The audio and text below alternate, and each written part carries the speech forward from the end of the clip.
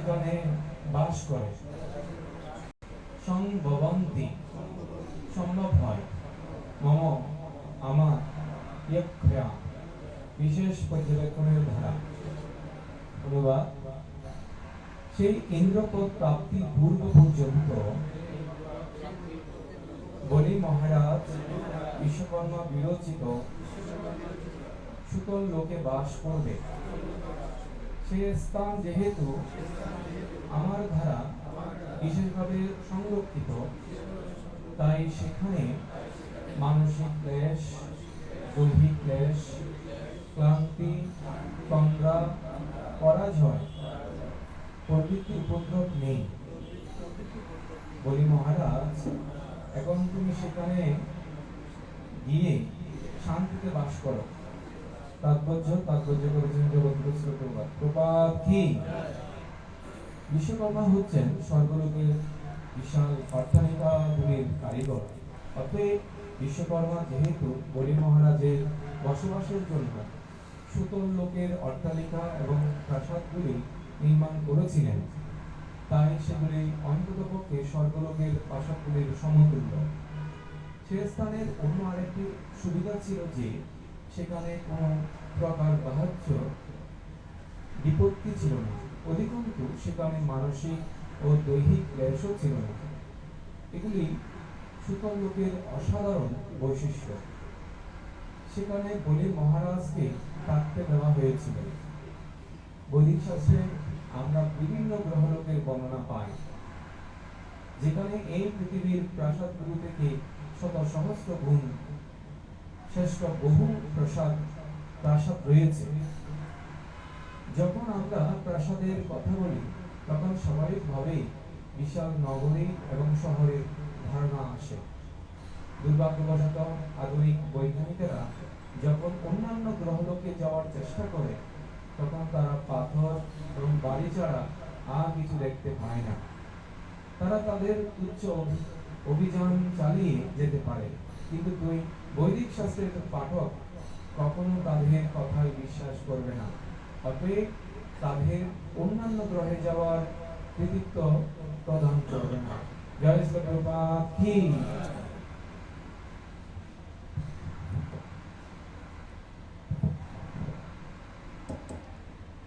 हरे कृष्णा। तो मुझे बंगाली नहीं आती है, तो हिंदी में बोलेंगे चलेगा? सबको समझ आता है? धन्यवाद। तो ये बहुत ही सुंदर प्रसंग है। बलि महाराज की जो कथा आती है, बलि कभी कभी हम बोलते हैं बलिदान, है ना, बलिदान। तो दान बलि जैसा, दान हो तो बलि जैसा, बलिदान। तो बलि महाराज अपना पूरा जीवन भगवान के लिए न्यौछावर किए, और जीवन ही नहीं, अपने पूरे जो अहंकार है उसको न्यौछावर कर दिया उन्होंने। वो पूरे तीनों लोकों के राजा थे, त्रिलोकपति थे, लेकिन भगवान वामन देव के रूप में आके बोले कि मुझे 3 कदम पैर चाहिए, 3 कदम जमीन चाहिए। और बलि महाराज हंस पड़े, क्या 3 कदम मांग रहे हो हमसे? हम त्रिलोकपति रहे, आप 3 कदम मांग रहे हो? छोटे बच्चे जैसी बातें कर रहे हो। तो भगवान ने बड़ा उपदेश दिया कि जो संतुष्ट नहीं होता 3 कदम से, वो तीनों लोकों से भी संतुष्ट नहीं हो सकता। तो बड़ा बड़ा उपदेश तो दिया, लेकिन बाद में तीनों लोगों को ले लिया।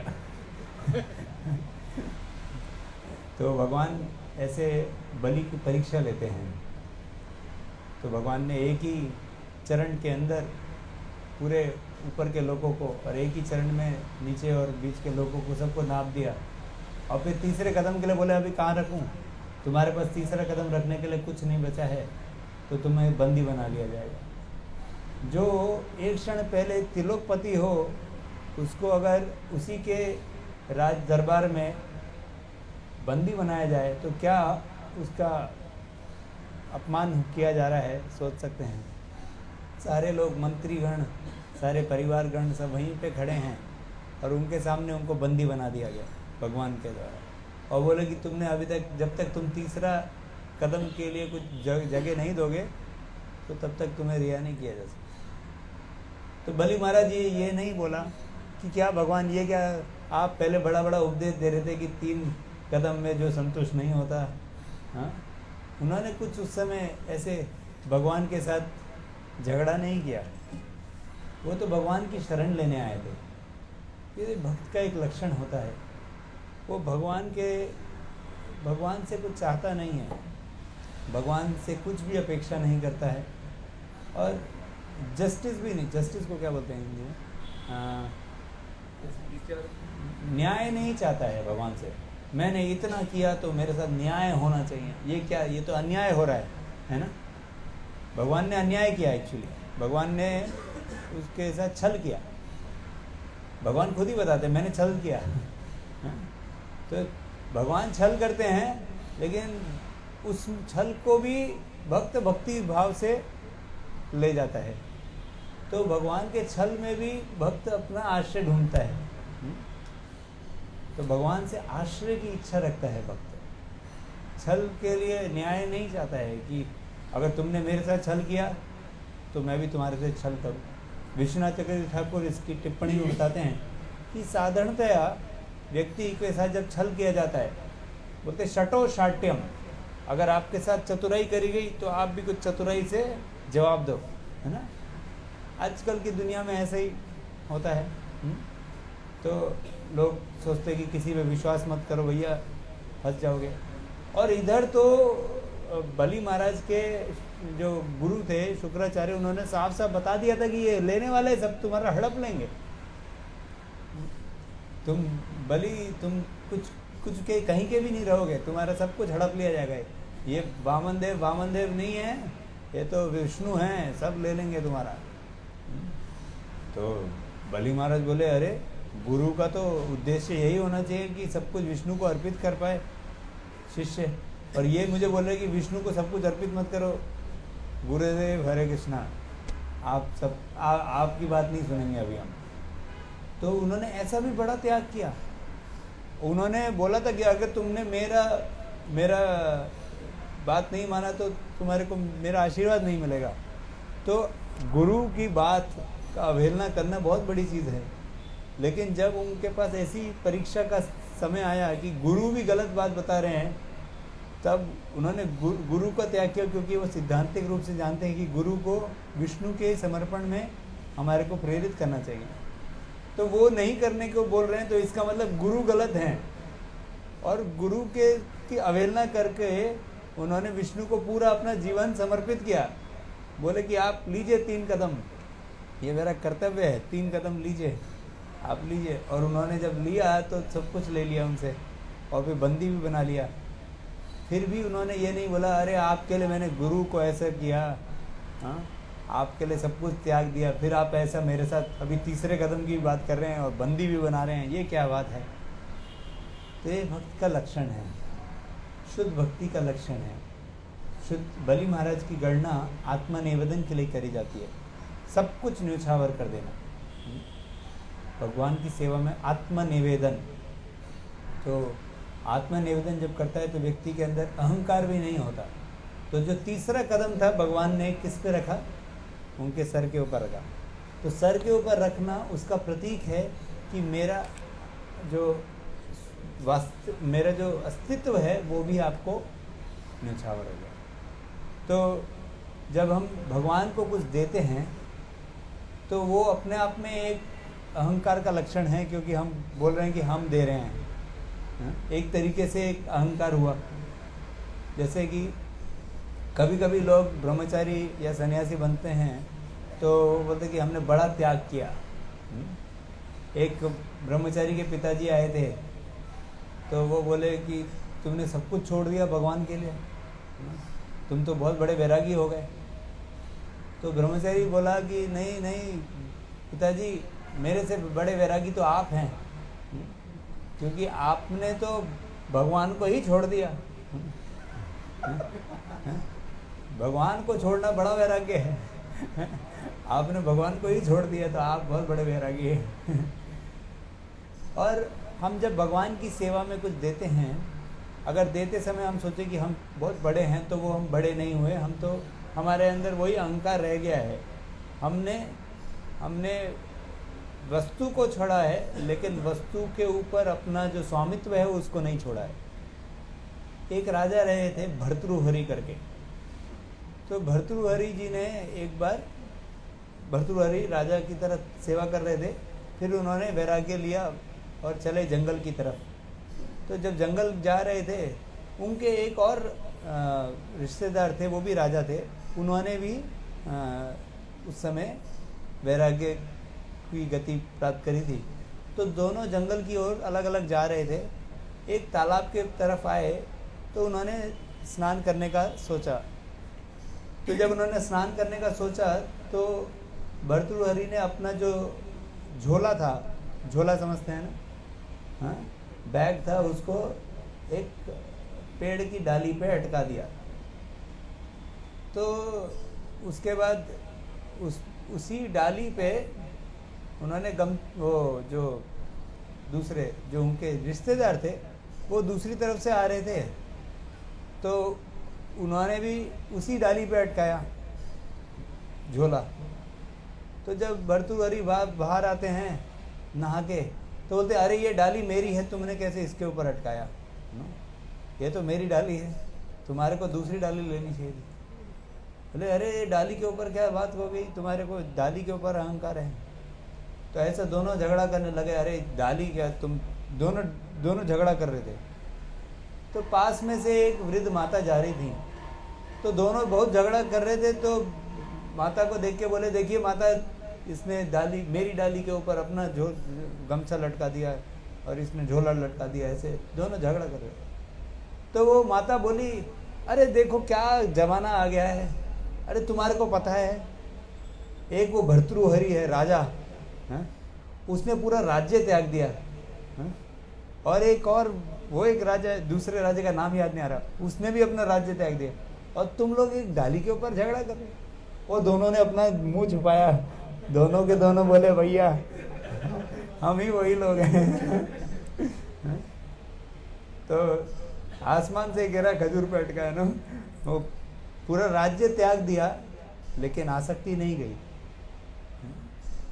एक ऐसी कहानी आती है, एक बार एक राजा सब कुछ छोड़ के तपस्या करने के लिए जा रहा था, बोल रहा था कि मैंने सब वैराग्य हो गया मुझे। तो उनकी जो धर्म पत्नी थी वो बहुत ही संत जैसी थी, बहुत उनका आध्यात्मिक प्रगति था। तो वो जानती थी कि इसको वास्तविक वैराग्य आया नहीं है। तो वो भी वहाँ पे जंगल में जाके उनको किसी तरह उन्होंने कष्ट दिया। तो जब कष्ट दिया तो वो तुरंत बोले अरे तुम्हें पता नहीं है कि मैं कौन हूँ, अरे मैं वहाँ का राजा हूँ, तुम मेरे को ऐसा दे रहे कष्ट। तो वो सारा अपना गणना करने लगा कि कौन हूँ मैं, ये हूँ वो हूँ ये हूँ वो हूँ।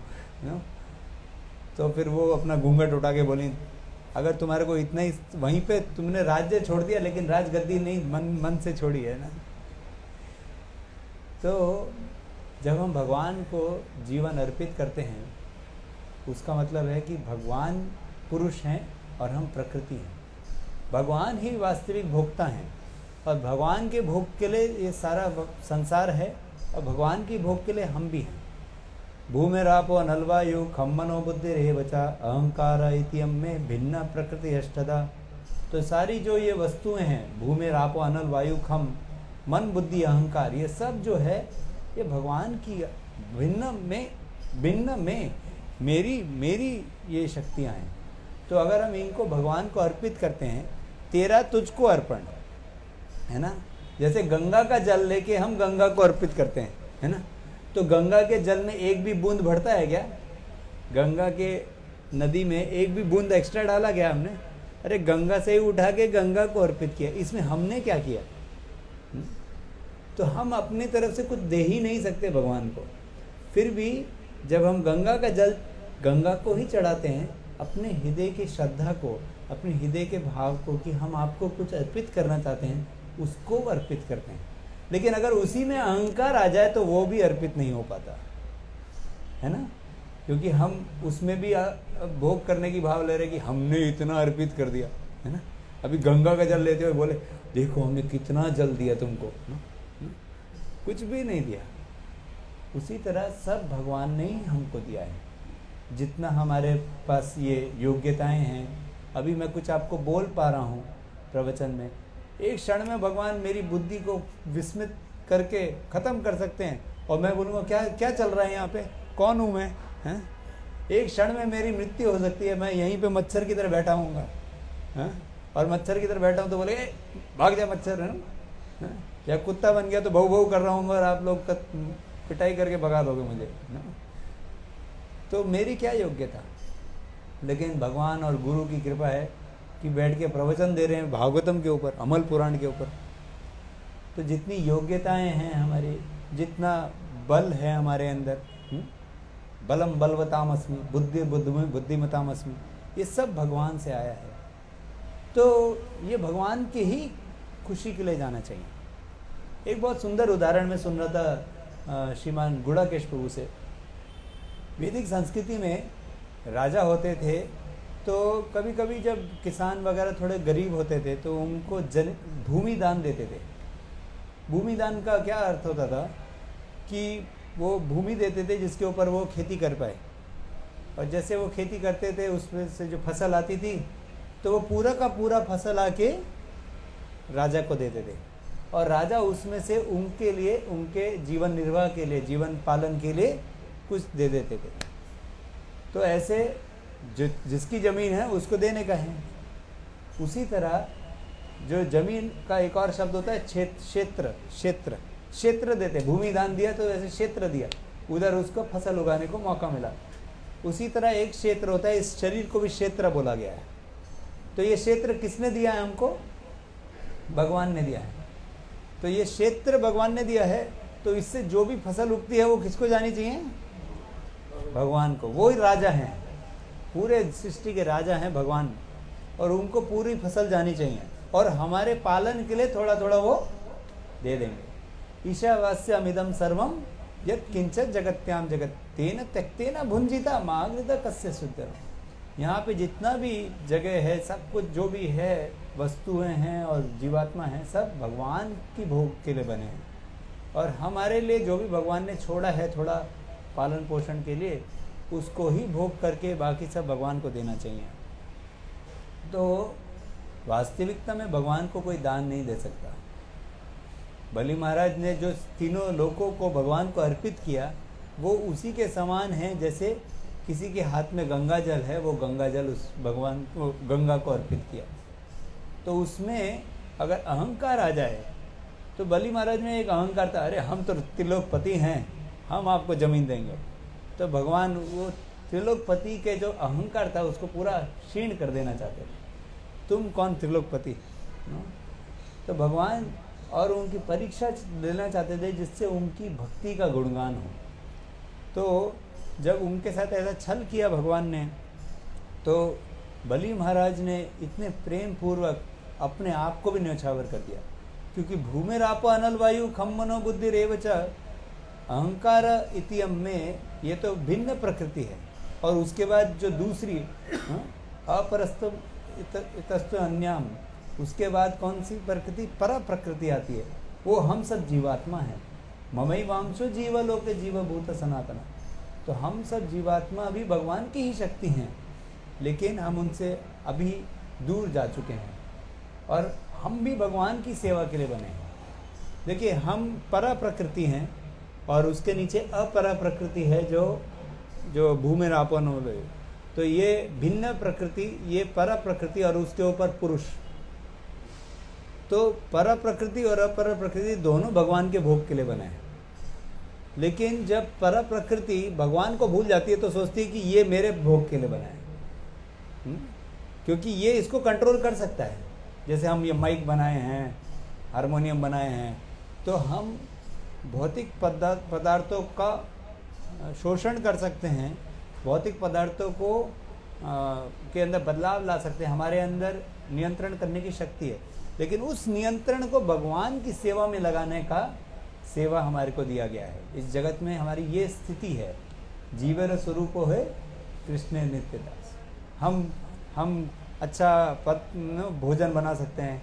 यहाँ पे बंगाल में तो बांग्लादेश में ऐसा व्यंजन, वो हमारे नवचंद्र प्रभु ऐसे व्यंजन बना के खिला रहे हैं, हमने कभी खाए नहीं ना। यहाँ पे बहुत सुंदर संस्कृति है, जिसके अंदर इतने सारे तरीके के व्यंजन बनाते हैं, लेकिन साधारणतया लोग उसी व्यंजन को अपने भोग के लिए यूज़ करते हैं। तो उस व्यंजन बनाने की शक्ति, व्यंजन बनाने का पदार्थ, सब कुछ किसने दिया? भगवान ने दिया। उसको अर्पित किसको करना है? भगवान को। लेकिन जब उसको भूल जाते हैं, भगवान से विमुख हो जाते हैं, तो फिर लोग सोचते हैं कि हम अपने भोग के लिए करेंगे। अरे हम भगवान को क्यों दें? भगवान चाहेंगे कि हम ये गरीबों को बांटें, मानव सेवा करेंगे। लेकिन वास्तविकता में हमारे को भगवान की सेवा करने में सबको लगाना है और खुद को भी लगाना है। तो जब हम खुद को भी भगवान की सेवा में लगाते हैं तो भी कुछ गर्व नहीं आना चाहिए। कभी कभी भक्त को अपनी भक्ति पर गर्व हो जाता है कि सभी देवी देवताओं में भगवान से बढ़कर कौन, और आपके भक्तों में हमसे बढ़कर कौन, है ना। उसको गर्व हो जाता है कि मैं बहुत बड़ा भक्त हूँ, देखो इतना सब त्याग किया है, इतनी सेवा करता हूँ। तो भगवान वो भी नहीं चाहते हैं। इसलिए भगवान को तीसरा जो कदम रखा है, अहंकार के ऊपर रखा है, कि हम उसका एक मिथ्या अहंकार भी ना हो कि हमने कुछ भगवान को दिया। हरे कृष्णा कृष्ण कृष्णा हरे हरे, हरे राम राम राम हरे हरे। मैं चिल्लाऊं क्या? जोर से बोलूं? हरे कृष्णा चलेगा? सुना दे रहा है ना? तो तीसरा कदम भगवान को रखने का अवसर देना बहुत जरूरी है अपनी भक्ति में, तभी भक्ति रस का पूरा आस्वादन कर पाएंगे। अगर जब हम भक्ति में चीज़ों को अर्पित करते हैं या व्यंजन अर्पित कर रहे हैं, वस्तु अर्पित कर रहे हैं, बहुत प्रचार कर रहे हैं, इसका मतलब लोगों को अर्पित कर रहे हैं, लेकिन खुद को अर्पित नहीं किया, तो वो तीसरा कदम नहीं रख पाए हैं भगवान अभी तक। लेकिन अगर खुद को अर्पित कर दिया, मतलब कि हम बोल रहे हैं भगवान मैं आपका हूँ, तत्सुखित्व सुखित्वम, ये सिद्धांत बताते हैं आचार्यगण। तत्सुखित्व सुखित्वम का मतलब है आपकी खुशी में मेरी खुशी है, मैं और कुछ नहीं चाहता आपसे। भक्ति के बदले में मैं आपसे कुछ भी नहीं अपेक्षा करता। ये कुछ लोग मुक्ति की अपेक्षा करते हैं। देखिए यहाँ पे उनको त्रिलोकपति से हटा के अभी सुतल लोक दिया है भगवान ने, लेकिन ये उनकी अपेक्षा नहीं है।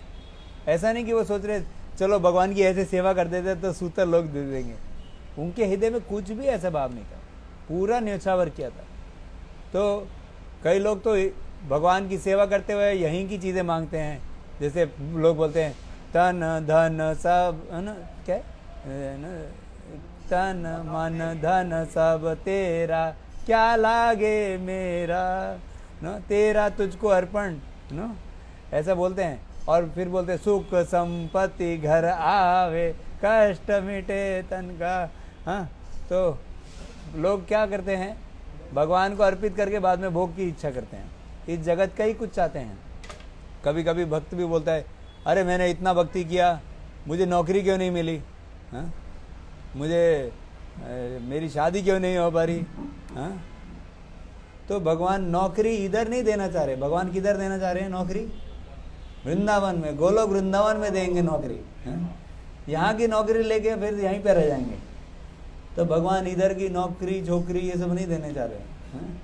भगवान भक्ति देना चाह रहे हैं हमको, है ना।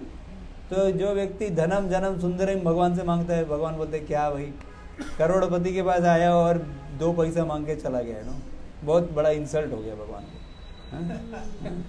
भगवान बोल रहे मैं तुम्हें भक्ति देने को तैयार हूँ, और वो जाके देखिए भगवान बांसुरी बजा रहे हैं ना, भगवान बांसुरी बजाते हैं, राधा रानी बाजू में है, दोनों साथ में मिलके बोलते हैं कि बेटा आजा मेरे घर, हम तुम्हारे को अच्छे से पालेंगे पोसेंगे।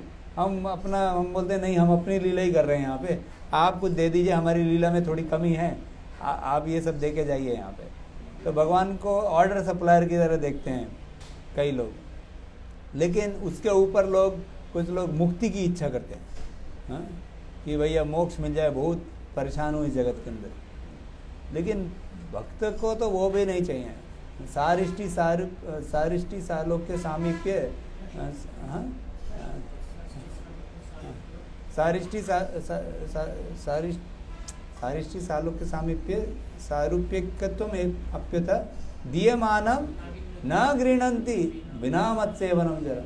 अरे आप अगर मुझे मुक्ति भी देंगे लेकिन सेवा नहीं देंगे तो हरे कृष्ण जय राम जी की, आप अपनी मुक्ति अपने पास ही रखिए। कोई बोले अरे मुक्ति सायुज्य की बात नहीं कर रहा, वो तो एकत्वम हो गया, वो तो ठीक है उसको बाजू करो, लेकिन सालोक्य सारिष्टि सामीप्य सारूप्य ये तो अच्छी मुक्ति हुई, भगवान के साथ रहने को मिलेगा। नहीं नहीं नहीं, सेवा पहले बात करो, सेवा की बात करो। अच्छा ठीक है ये तो छोड़ो, ये भी ये सारी चीज़ें भी नहीं चाहिए, तो फिर क्या चाहिए भैया? तुम्हारे को भक्ति का आनंद चाहिए क्या? नहीं नहीं, भक्ति का आनंद नहीं। दारुक जब भगवान को चामर कर रहे थे, भगवान को चामर करते समय क्या हुआ? आनंद आ रहा है बहुत, क्योंकि भगवान की सेवा कर रहे हैं तो आनंद आए जा रहा है, इतना आनंद आ रहा है, भगवान की सेवा करने का मौका मिल गया मुझे, हरे कृष्ण। वो उनका आनंद से मन पूरा प्रफुल्लित हो गया और आनंद विभोर होके उनके आंखों से अश्रु धारा हो रही है, पूरा सागर की तरह टक टक टक टक टक। तो इतना आंसू आ रहा है कि पंखा नहीं हो पा रहा है ठीक से। तो वो बोले कि भगवान मुझे ये आनंद नहीं चाहिए, मुझे सेवा करने दो। मतलब कि सेवा करने से जो आनंद आता है उसको भी भक्त नकार देता है अगर वो सेवा नहीं होने देता तो।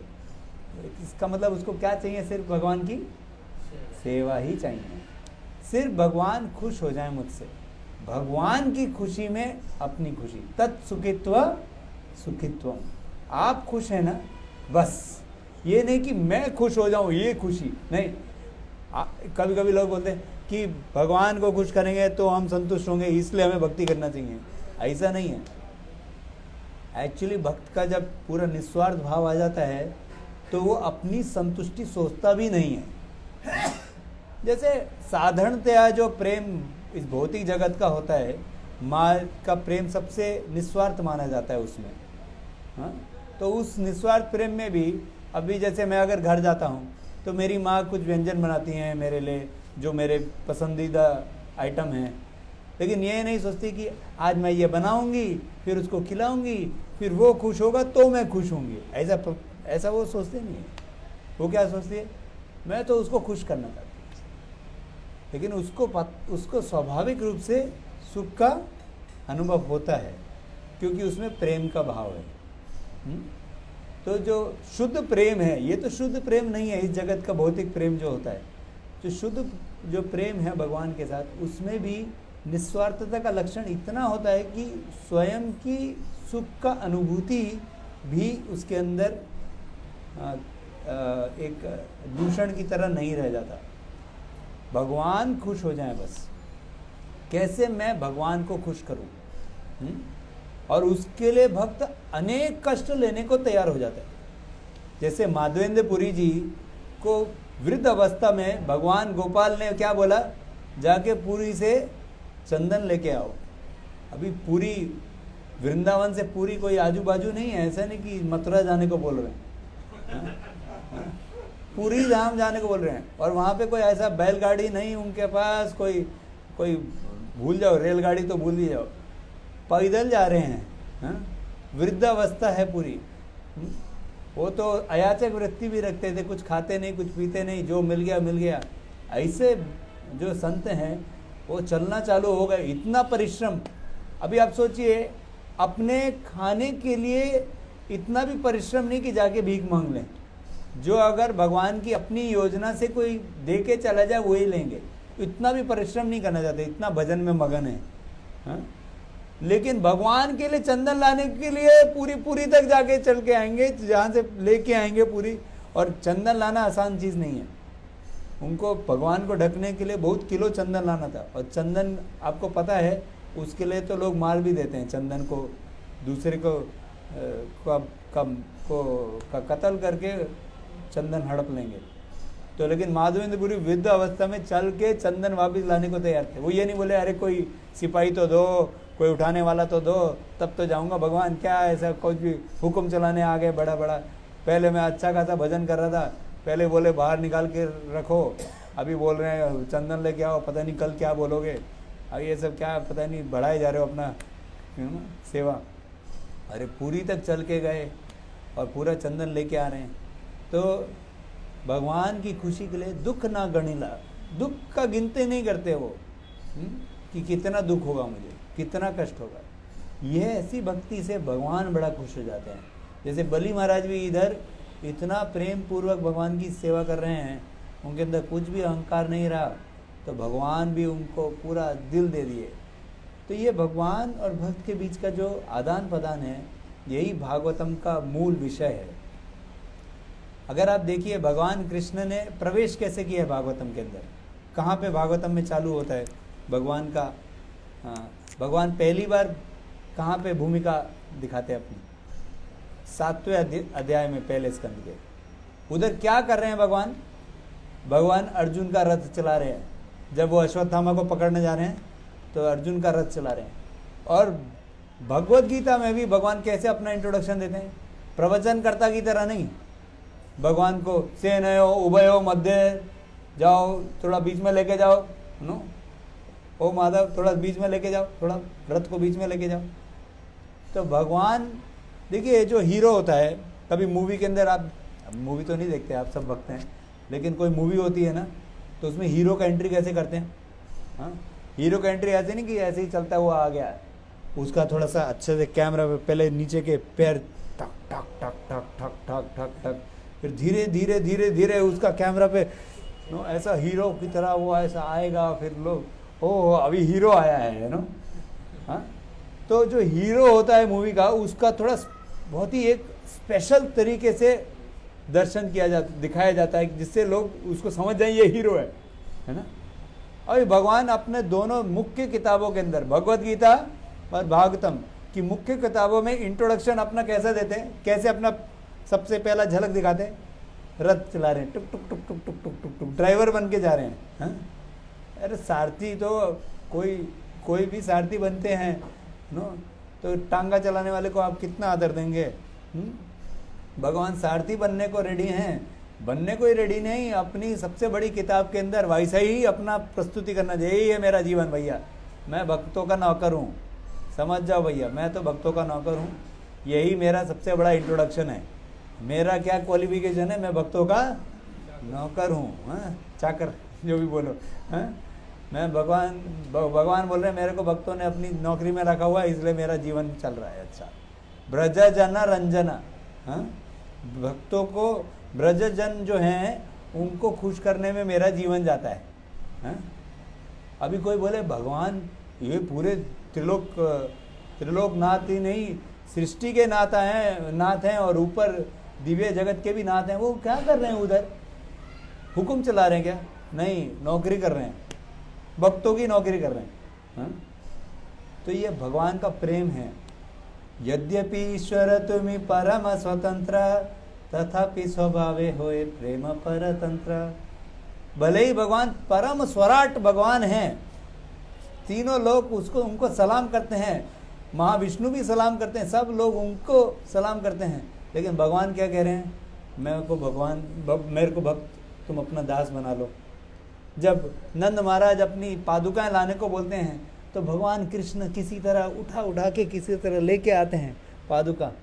भगवान को उसमें खूब आनंद आता है भक्त की सेवा करने में, क्योंकि भगवान अपनी भगवत्ता में कुछ रखते नहीं, आनंद नहीं लेते, उनको भगवत्ता से कुछ मतलब नहीं है, उनको तो भक्त की सेवा करने में आनंद आता है। भक्त की सेवा में उनको जो आनंद आता है वो भगवत्ता में जब सलाम करते हैं सब। जब देवी देवता थे, जब गोवर्धन लीला हुई, उसके बाद देवी देवता आके, वो ब्रह्मा जी शिव जी सब आके भगवान की पूजा करने लगे। अरे बहुत बढ़िया किया। और गोप लोग पीछे से देख रहे थे छुप छुप के, अरे ये कौन आ गया? एक 4 मुंह वाला आया है, एक 5 मुंह वाला आ गया। कौन कौन आके मेरे कृष्ण की सेवा कर रहा है ऐसे? अरे बड़ा मजेदार लग रहा है। उनको समझ नहीं आ रहा है ये भगवान की तरह सेवा कर रहे हैं, उनको लग रहा है अरे कृष्ण तुम्हारे को बड़ा पंखा वंखा बढ़िया बढ़िया कर रहे हैं ना। और फिर वो बाद में एक्चुअली कृष्ण भगवान को बहुत मज़ा नहीं आ रहा है, ये सब लोग पूजा वूजा कर रहे हैं, वो उनको मज़ा नहीं आ रहा। फिर वो सब चले गए, वो सब चामर वगैरह वहीं छोड़ दिए। फिर गोप लोग आए, अरे अभी हम करेंगे, कृष्ण हरि बोल। तो उसमें भगवान को बड़ा आनंद आ रहा है। और देवी देवता भी उनका प्रेममय सेवा देख के बिल्कुल शर्मा जाते हैं कि ऐसा प्रेम तो हमारे अंदर नहीं है। तो भगवान प्रेम के वशीभूत हो जाते हैं। भक्त वश्यता, दो चीज़ें बोली जाती हैं भगवान के बारे में, भक्त वात्सल्यता, भक्त वश्यता। भक्त वात्सल्यता मतलब भगवान भक्त की रक्षा करते हैं, भक्त का पालन करते हैं। जैसे यहाँ पे गजेंद्र का चित्र बनाया गया है, इसको भक्त वात्सल्यता बोलेंगे। कि भगवान की वात्सल्यता ऐसी है, जब गजेंद्र का संकट की घड़ी आई तो भगवान वो तुरंत वो कमल का फूल उठा के भगवान को अर्पित करते हुए बोले, नारायणा अखिल गुरु भगवान नमस्ते। वो जोर से चिल्लाए। जब चिल्लाए तो भगवान विष्णु वहाँ पे वैकुंठ लोक में थे। और वैकुंठ लोक में शास्त्रों में एक श्लोक आता है, जय श्री श्री राधा माधव जगन्नाथ बलदेव सुभद्रा गौर निताय की जय, श्रील प्रभुपाद की जय। तो एक बहुत सुंदर श्लोक आता है, ये पद्यावली में बताया है इन्होंने, हमारे रूप गोस्वामी पाद ने। तो वो श्लोक क्या बताता है कि भगवान वैकुंठ के अंदर डाइस खेल रहे। डाइस को क्या बोलते हैं? डाइस समझते हैं? वो पासा, लक्ष्मी जी के साथ डाइस खेल रहे थे। तो लक्ष्मी जी हार गई। तो लक्ष्मी जी हार गई और जा रही हैं, वो स्वीकार नहीं करना चाहती अपना हार, कि वो हार गई हैं। तो वो इसलिए जा रही हैं वहाँ से।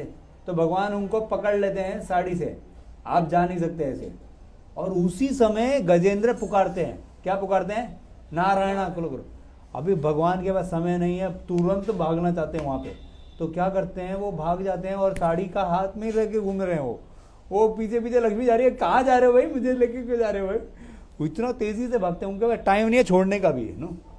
और वो भाग रहे हैं और फिर एक नौकर आता है, अरे चप्पल तो पहन लीजिए, पादुका तो लेके जाइए। टाइम नहीं है हमारे पास।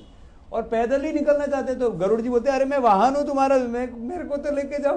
तो गरुड़ जी के लेने का भी टाइम नहीं है। तो वो नीचे घुस जाते भगवान के, भगवान मैं आ गया, मैं भी हूँ। और वो बहुत स्लो जा रहे थे, गरुड़ जी बहुत हल्का, बहुत धीरे जा रहे थे। वो बोले इतना स्लो गाड़ी, बेकार है गाड़ी। तो गरुड़ जी को हाथ में पकड़ के नो खुद ही भगवान निकल दिए वहाँ पे नो। तो ऐसे भगवान यहाँ पे आए नो, और फिर वहाँ पे पेश हो गए गरुड़ जी के साथ, हरे कृष्णा जय नो।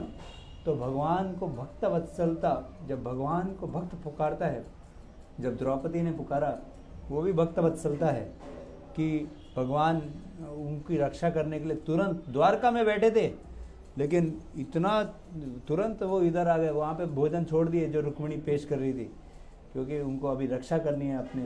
वो बोले जो द्रौपदी के जो अश्रु बहाए हैं, उसके लिए जो मेरी कृतज्ञता है उसको मैं कभी भी पूरा नहीं कर पाऊंगा नो। तो वो ऐसी साड़ी पकड़ाते हैं उसको कि साड़ी है, वो दुशासन बेचारा खींचते रह जाता है। वो बोलते ये नाड़ी की साड़ी है, ये साड़ी की नारी है, नारी साड़ी निकले जा रही है, पता नहीं हो क्या रहा है।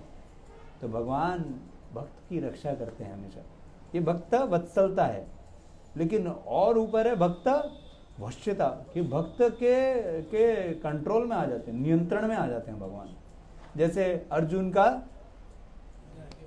सारथी बन गए। क्यों बन गए? क्योंकि मेरे को अर्जुन का नौकर बनना है, मुझे आनंद आता है उसमें। छुट्टी हो गई हाँ, आपकी भी हो गई 5 मिनट ले लो। बोल सकते बहुत टाइम है ना? नहीं, लेकिन भक्तों को जब भी करना होगा एक। तो भक्त वत्सलता में तो भगवान भक्त की सेवा करते हैं एक पिता की तरह या एक रक्षक की तरह। लेकिन भक्त वत्सलता में भगवान भक्त से कंट्रोल हो जाते हैं, इतना कंट्रोल हो जाते हैं कि भक्त की सेवा एक जैसे अभी जब भगवान को दामोदर लीला में यशोदा मैया बांधने आई, तो यशोदा मैया बांधने की कोशिश कर रही है, लेकिन डोरी पूरी नहीं पड़ रही। कितना भी डोरी बांधो, क्योंकि भगवान है ना। अरे भगवान महाविष्णु का साइज कितना है, उनके इन शुद्ध रोम रोम से एक एक संसार निकलता है, एक एक ब्रह्मांड निकल रहा है। उनको कैसे बांध सकते हैं? कितनी डोरी लगेगी ऐसे व्यक्ति को बांधने के लिए, है ना।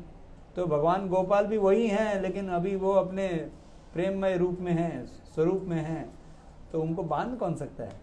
लेकिन जब भगवान ने देखा कि मेरी माता इतना परिश्रम कर रही हैं मेरे लिए, हाँ, है ना, स्विन मात्रा, ना, वो बोल रही हैं कि आपका पूरा पसीना सुबह से लेकर शाम तक वो ऐसे परिश्रम कर रही थी कि मैं तो बांध के ही छोड़ूंगी। तो जब भक्त निर्णय ले लेता है कि मैं भगवान की सेवा करके ही छोड़ूंगा, तब भगवान भी उसको कृपा दे देते हैं। कृपया सीत स्वबंधना, वो खुद ही कृपा दे के बंध जाते हैं। उनके जो ऐश्वर्य की जितनी शक्तियाँ हैं वो कृपा शक्ति के अधीन हो जाती है। तो भगवान कृपा दे के खुद ही भक्त के वश्यता में आ जाते हैं। एक बार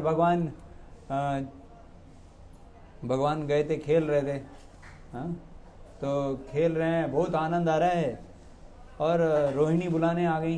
रोहिणी देवी बुला रही हैं कि चलो चलो खाने का समय हो गया है, हाँ? तो खाने का समय हुआ तो आना चाहिए, लेकिन वो आ नहीं रहे। मुझे खेलने में बहुत मज़ा आ रहा है। तो वो मना नहीं पाई, वो बोली यशोदा तुम जाके मरो।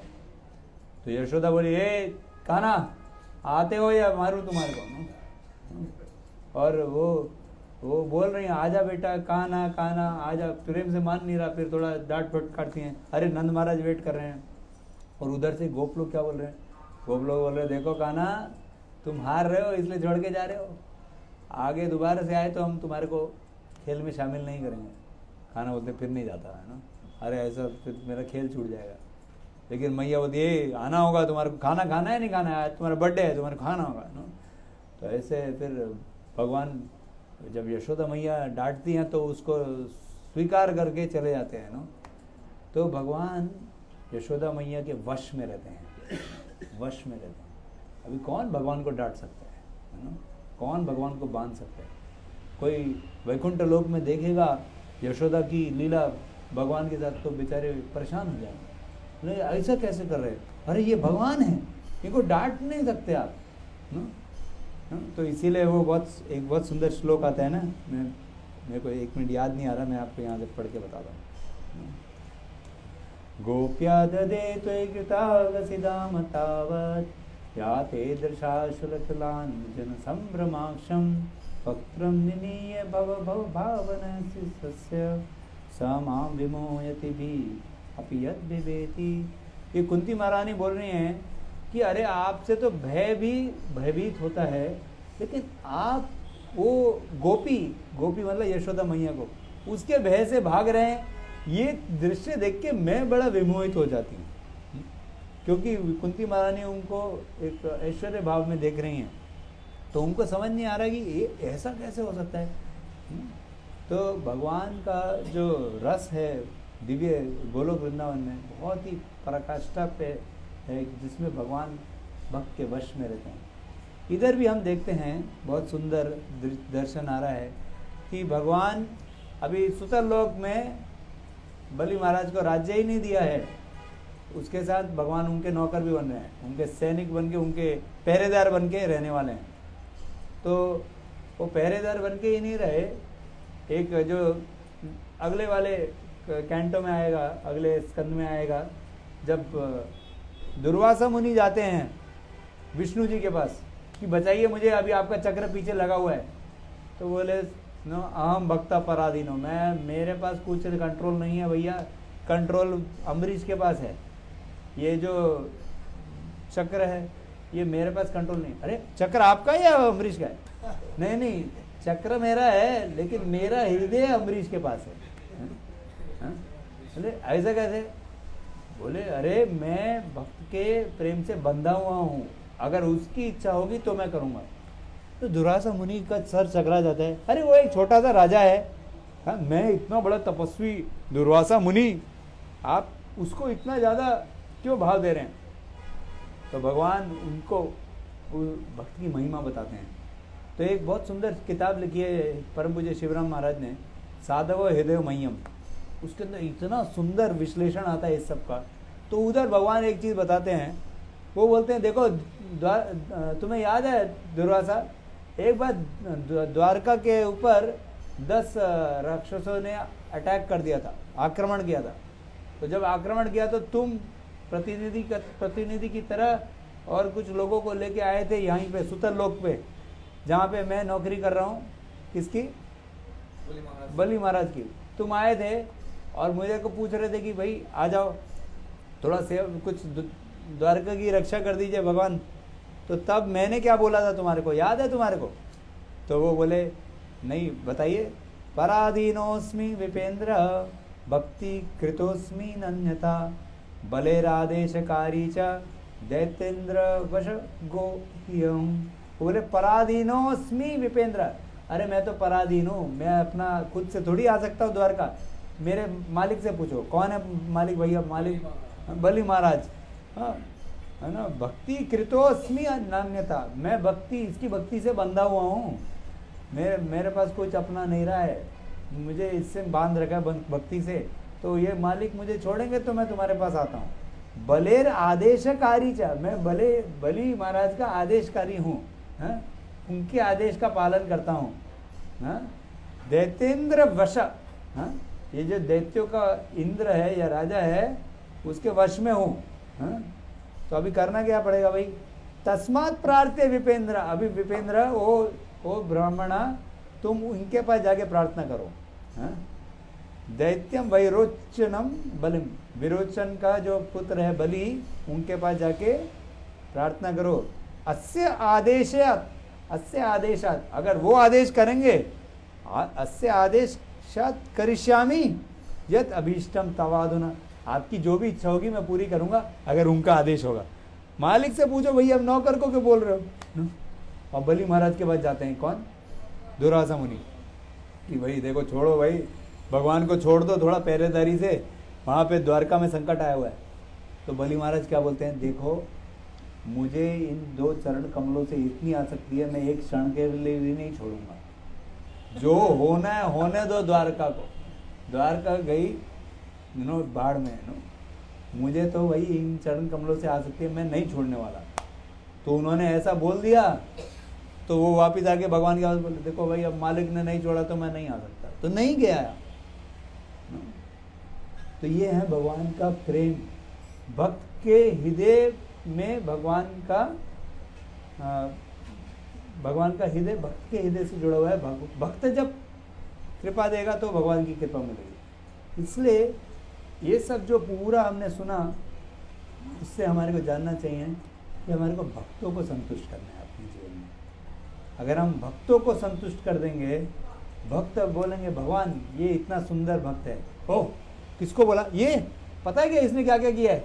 अरे पूरे तुम्हें पता नहीं है इसने क्या क्या अपने पिछले जन्मों में किया?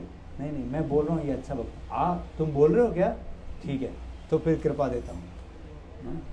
तो भक्तों की कृपा चाहिए हमको, और भक्तों को हमने अगर खुश कर दिया तो भगवान हमसे खुश हो जाएंगे। यस्य प्रसादात् भगवत प्रसाद। परम पूज्य गिरिराज महाराज इसके लिए बहुत सुंदर उदाहरण देते हैं। जब वो डोनेशन कलेक्शन के लिए जाते थे यहाँ पे बॉम्बे में, तो एक बार वो एक बड़े रईसपति के पास गए, लेकिन ऊपर बाहर ही वो जो चौकीदार वगैरह थे उन्होंने बोले कौन आ रहा है, बाहर निकलो। नहीं, अपॉइंटमेंट है क्या? नहीं है, जाओ। तो वो बाहर जा रहे थे, तो बाहर जो गार्डन था, बाग के अंदर उनका बच्चा खेल रहा था, बड़े व्यक्ति का। तो उन्होंने क्या किया, राधा रास बिहारी जी का बहुत अच्छा महाप्रसाद उसको बच्चे को खिलाया। तो वो खाया तो वाह, उसका मन बड़ा प्रफुल्लित हो गया। बोला क्या, हरे कृष्णा प्रभु, अंकल आप बहुत अच्छे हैं। तो बड़ा खुश हो गया। वापिस आया घर में तो बड़ा खुश था। पिताजी बोले बेटा इतना खुश कैसे दिख रहा है?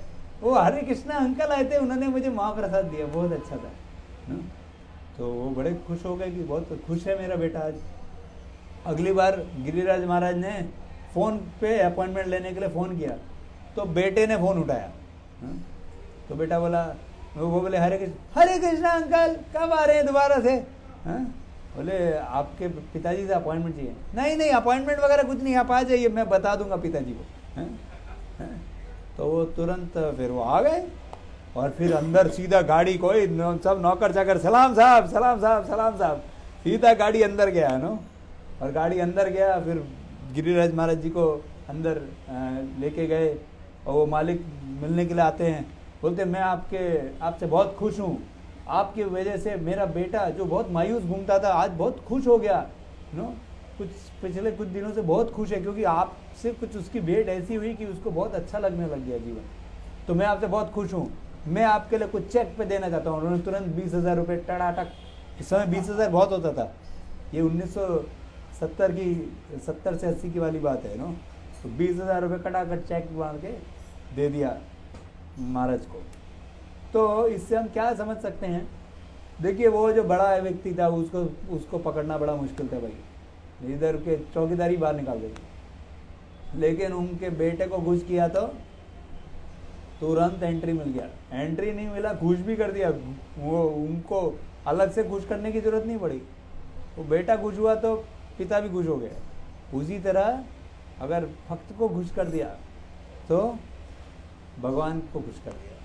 तो प्रभुपाद की यहाँ पे बड़ी इच्छा है, यहाँ पे प्रचार हो। आप सब बहुत सुंदर तरीके से प्रामाणिक भक्ति कर रहे हैं, प्रचार कर रहे हैं। ये बड़ा मुश्किल जगह है एक तरीके से, कि अनेक मुसलमान लोग भी हैं, लेकिन आपके अंदर इतनी निष्ठा है, इतना प्रामाणिकता है कि आप इतना प्रेम पूर्वक भगवान की यहाँ पे प्रचार कर रहे हैं, भक्ति में लगे हुए हैं। तो भगवान आपसे बहुत खुश हैं। हम बहुत कृतज्ञ हैं कि हमारे को ऐसा उदाहरण भगवान, मतलब हमारे को आप जैसे भक्तों से संपर्क में लाए, कुछ सेवा करने का मौका दे रहे हैं। क्योंकि आप जैसे भक्तों की भक्ति में अगर हम किसी तरह आपको खुश कर पाएँ, तो आप खुश हो गए तो भगवान बोलेंगे ठीक है, तुम्हारा अभी थोड़ा नाम दर्ज किया जाता है, क्योंकि तुमने मेरे भक्तों को खुश किया। तो आप सब अच्छे भक्त हैं, हमारे को सेवा का मौका दे रहे हैं। तो ये हम इसके लिए कुछ हम ऋणी हैं, हम कर्जदार हैं। आपने हमारे को सेवा का मौका दिया, और अगर आप हमसे खुश हो जाएं तो हमारा कुछ ऊपर नाम चला जाएगा। तो हम बहुत आपके ऋणी हैं इसके लिए। और एक और इसमें बहुत सुंदर भाव आता है, उसको मैं 2 मिनट में बोल के विराम देता हूँ। देखिए, बलि से पहले सब कुछ छीन लिया गया और फिर सब कुछ बहुत बड़ा ऐश्वर्य दे भी दिया, लेकिन बलि महाराज कभी हमारे वो कभी विस्मित नहीं हुए। दोनों चीज़ें भक्ति भाव से लगे रहे। उसी तरह भगवान प्रभुपाद बोलते हैं कि भगवान ने मेरी भी 2 बार परीक्षा ली। एक बार सब कुछ ले लिया, उनका फैक्ट्री भी चला गया, परिवार ने भी साथ नहीं दिया, और हार्ट अटैक भी आए, और गुरु भाई वगैरह ने भी सबने उनका तिरस्कार किया, कितने मतलब कुछ साथ नहीं दिया, ऐसे कुछ भी साथ नहीं दिया, अकेले थे। इतना कि जब अमेरिका गए तो एक रूम में रुके हुए थे, टाइपराइटर वगैरह सब था, तो वो एक डेविड करके एक शराबी भी था, वो आके उनके ऊपर अटैक किया, मारने जा रहा था, तो उनको पूरा सड़क पे आ गए। वो 70 साल की उम्र में एक अलग जगह पे, जहाँ पे कोई और व्यक्ति अपना नहीं है, बिल्कुल सड़क पे थे वो। तो ऐसी परिस्थिति में भी उन्होंने भक्ति को बिल्कुल नहीं छोड़ा, उन्होंने दृढ़ पूर्वक भगवान की सेवा करी। और बाद में भगवान ने इतना दिया कि पूरे जगत में उनका नाम हो जाए, श्रील प्रभुपाद का नाम हो जाए। उसमें भी भगवान की सेवा में ही लगे रहे। उन्होंने ये नहीं सोचा अरे मेरे गुरु ने तो पाश्चात्य देश में अंग्रेजी भाषा में करने को बोला था, अब मैंने न्यूयॉर्क और सैन फ्रांसिस्को में मंदिर खोल दिया, अभी आराम करता हूँ, तुम मेरा पैर दबाओ, तुम मेरे हाथ दबाओ। नहीं, वो तो लगे रहे निरंतर, आखिरी क्षण तक तात्पर्य देते रहे। नींद भूल गए, खाना भूल गए, लेकिन तात्पर्य देना नहीं भूले। मृत्यु की शैया के ऊपर भी तात्पर्य देते देते अपना जीवन त्याग दिया। ऐसे भक्त से भगवान क्यों नहीं प्रसन्न होंगे? तो हमारे श्रील प्रभुपाद ने भगवान को पूरी तरह खुश किया, दोनों परिस्थिति, विपद या संपद। तो हमारे को भी अपने जीवन में भक्ति को नहीं छोड़ना है, चाहे विपद आए या संपद आए। और इस भक्ति को, ऐसी भक्ति करने के लिए भगवान बता रहे हैं, भक्ति विनोद ठाकुर बताते हैं, विपदे संपदे ताहा ठाकुर समभावे दिने दिने वृद्धि हो का नामेरा प्रभावे। तो जैसे जैसे हम नाम का जप करेंगे, कीर्तन करेंगे, धीरे धीरे हमारी भक्ति की वृद्धि होगी, हमारा हृदय भक्ति से पूरा आप्लावित हो जाएगा। और ऐसी भक्ति से जब आप्लावित हो जाता है तो दुख को गिनता नहीं व्यक्ति, और भगवान के यश गान में ही उसका पूरा मन रमा रहता है।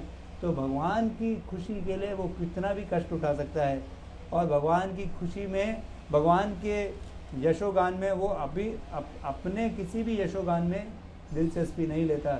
तो चाहे सुख आए या दुख आए, विपद आए संपद आए, उसमें से भक्ति भाव से ही भगवान की सेवा करता रहता है। तो ऐसे ही हम भक्ति की आशा करते हैं अपने जीवन में। हम आप सबसे प्रार्थना करते हैं कि हम भी श्रील प्रभुपाद और उनके अनुयायी और आप सब भक्तों की सेवा में इसी तरह लगे रहें। ये जीवन इसी में न्यौछावर हो जाए तो हमारा जीवन सफल हो जाएगा। आप सबके श्रवण, इतना ध्यानपूर्वक श्रवण करने के लिए और हमारे को सेवा का मौका देने के लिए बहुत बहुत धन्यवाद। श्रील प्रभुपाद की जय। हरे कृष्ण। प्रश्न 9:15 हो गया। भक्त लोग बोलेंगे भाई छोड़ दो। कोई प्रश्न हो तो पूछ सकते हैं, वरना विराम देंगे। कोई प्रश्न नहीं है, ठीक है। बहुत बहुत धन्यवाद। श्रील प्रभुपाद की जय। ग्रंथराज श्रीमद्